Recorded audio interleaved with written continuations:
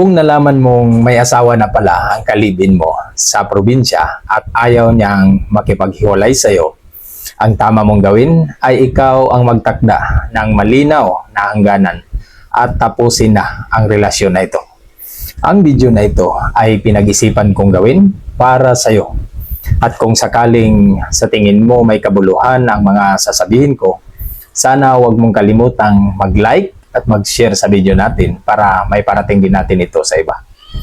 At ngayon, ibibigay ko sa iyo ang mga posibleng hakbang na dapat mong gawin. Una, kailangan mong harapin ang katotohanan. Kung may legal siya na asawa, may malaking komplikasyon kasi ito at may taong masasaktan kapag pinagpatuloy mo pa ito. Pangalawa, huwag magpadala sa pangako lamang.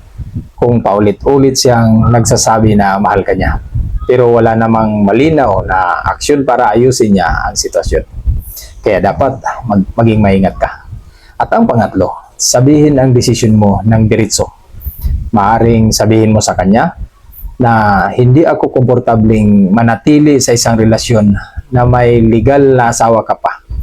Kailangan kong piliin ang kapayapaan at respeto sa sarili ko.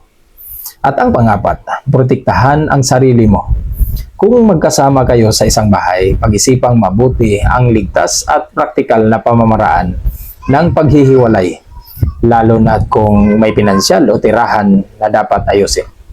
At ang panglima, huwag sisihin ang sarili, lalo na kung hindi mo alam noon na may asawa na pala siya. Ang mahalaga ay kung ano ang pipiliin mong gawin ngayon. Pang-anim, tanggapin ang nangyari. Kung pinili niyang bumalik sa asawa niya, malinaw na may responsibilidad at buhay siyang kailangang harapin doon. Pang-pito, huwag mo nang hintayin ang pagbabalik niya o umasa sa mga pangakong hindi sigurado. At bawasan o putulin na ang komunikasyon dahil kung patuloy kanyang kinukontak, magdudulot lang ito ng kalituhan sa iyo. Pang-walo, mag-focus sa paghilom at sa sarili mong kapayapaan.